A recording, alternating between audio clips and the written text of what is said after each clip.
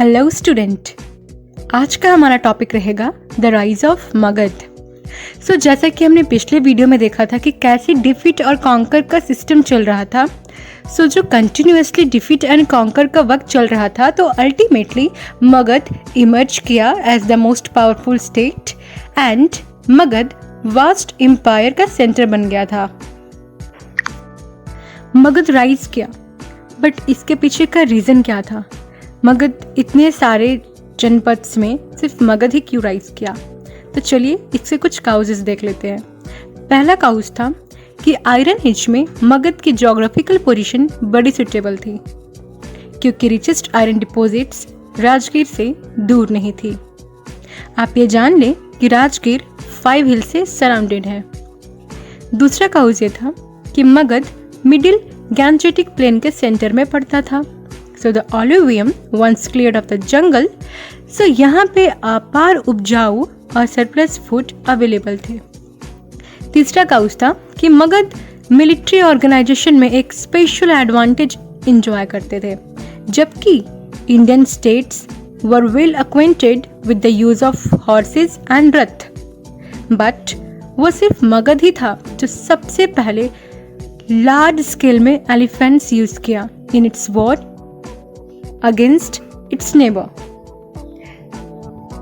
ये कुछ रीजन था। तो वो था एक डायनेस्टी, हर्यंक डायनेस्टी, और इसके फाउंडर थे बिम्बिसार। मगध बिम्बिसार की ही लीडरशिप में प्रोमिनेंस में आया एंड ये गौतम बुद्ध के कंटेम्प्ररी थे, और इन्हें काशी का एक पार्ट मिल गया था as the dowry in his marriage with the sister of king Prasenjit of Kosala, which yield a revenue of 1 lakh coins. वो अंग देश को कॉन्कर किए by defeating its ruler Brahmadatta and he built the city of New Rajgir. फिर है कि Bimbisara pursued 3-pronged policy, namely matrimonial alliances, friendship with strong rulers and conquest of weak neighbor to expand the empire. काफी चालाक तो थे ये। प्रसेनजीत के साथ friendship allowed Magadh to concentrate on other areas and इनकी दूसरी वाइफ्स लिच्छवीस के चीफ्स एंड मद्री की डाउटर्स थी। एक इम्पॉर्टेंट चीज आप नोट कर ले, Anga and specially its capital Champa inland and maritimes trade के लिए इम्पॉर्टेंट थे। काशी और अंग का कॉन्क्विस्ट लॉन्च पैड बन गया था for the expansion of Magadh. और ऐसा माना जाता है कि बिम्बिसार को या तो मारा गया था या फिर फोर्स किया गया था to commit suicide by his son Ajatashatru. वो भी पता है क्यों? सिर्फ और सिर्फ राज्य की लालसा में। ये था बिम्बिसार। नेक्स्ट हम आते हैं अजातशत्रु। अजातशत्रु एक एग्रेसिव पर्सन था और पहली बार कन्फ्लिक्ट उसके मैटरनल अंकल प्रसेनजीत के साथ हुआ। प्रसेनजीत कुणिक को काशी लौटाने को कह रहे थे। कुणिक, ये कौन आ गया? जी हाँ, कुणिक अजातशत्रु का निकनेम था। अब प्रसेनजीत कुणिक को लौटाने को कह रहे थे, जो कि डोरी में उसकी माँ को दिया गया था, बट जैसा होता है ठीक वैसे ही हुआ। अजातशत्रु रिफ्यूज्ड। सिमिलरली अजातशत्रु अपने मैटरनल ग्रैंडफादर चेतक के साथ फाइट किए, जो कि वैशाली के चीफ थे, और after 16 long years of war Ajatashatru Vaishali की ताकत को तोड़ दिए। वो सिर्फ काशी को ही रिटेन नहीं रखे, बल्कि एडेड वैशाली टू मगध। अब हम आ जाते हैं नेक्स्ट राजा पे, Udayan. Ajatashatru was succeeded by Udayan and इनका मेन कंट्रीब्यूशन एक फोर्ट बनाने में था on the confluence of river Ganga and river Son at Pataliputra. और यह साइट न केवल केंद्र में था, बल्कि मर्चेंट एंड सोल्जर को आसान आवाजाही की भी अनुमति थी, और यह रणनीतिक रूप के लिए एक महत्वपूर्ण कदम था। नेक्स्ट हम आते हैं Shishunag dynasty. Udayin was succeeded by this dynasty और शिशुनाग का important achievement was to defeat Avanti and make it a part of Magध।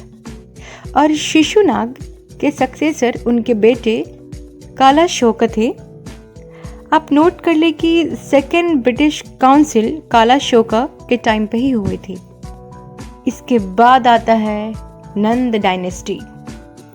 Shishunaga dynasty was succeeded by the kings of the Nanda dynasty और महापद्मानंद इस डायनेस्टी के इम्पॉर्टेंट रूलर थे। Brahmanical text के हिसाब से ये एक लो कास्ट या एक नन क्षत्रिय कास्ट से बिलोंग करते थे। ही पोजेस्ड लार्ज आर्मी और कलिंग को अपने एम्पायर में ऐड किया। लास्ट नंद किंग थे धनानंद और ऐसा माना जाता है कि धनानंद एक एरोगेंट और ओप्रेसिव रूलर थे जो कॉमन मैन पे हेवी टैक्सेस लगाते थे and it made them quite unpopular among the masses और अल्टीमेटली चंद्रगुप्त पब्लिक रिजेंटमेंट का एडवांटेज लिए एंड अप्रूव किए नंद रूल को and then he set up the modern empire. So student, आज का ये टॉपिक हम यहीं पे ख़त्म करते हैं। हमारा अगला टॉपिक रहेगा राइज ऑफ मॉडर्न एम्पायर। सो हम अब इससे रिलेटेड कुछ क्वेश्चंस डिस्कस कर लेते हैं। तो पहला क्वेश्चन ये बनता है, what policies were adopted by Bimbisara for the expansion of his kingdom. Second question है, how did geographical factors play an important role in the rise of Magadh. Third question, what was the name of the old capital of Magध? Fourth question है, name two rulers with whom Ajatashatru fought battles. Fifth हो सकता है, who was the most important ruler of the Nanda dynasty. Sixth number, in whose rule was the second Buddhist council held? अब हम Jainism and Buddhism topic के भी questions को discuss कर लेते हैं क्योंकि हमने वो पिछले वीडियो में डिस्कस नहीं करा था। सो उसका क्वेश्चन बनता है, what are the three elements of the Jain doctrine of Triratna. Second, what are the two sects of Jainism called.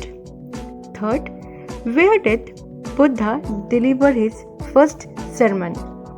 Fourth, what are the Four Noble Truths and Eightfold Path in Buddhism? Fifth, what did Buddha say about dukkha? Sixth, Buddha used which language to preach his words? Seventh, how are Mahayana and Hinayana different? 8.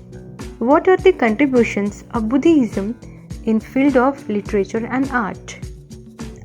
So हम महाजनपद्स के कुछ questions को भी देख लेते हैं। पहला question है, name any 4 mahajanapadas of the 6th century BC। Second question है, how gana sangha different from monarchies. And third question है, which was the most important gana sangha state in the 6th century BC। So आज का वीडियो हमारा यहीं पे खत्म होता है। मिलते हैं अगले वीडियो में, और अगर आपको हमारा वीडियो पसंद आए तो लाइक, शेयर एंड सब्सक्राइब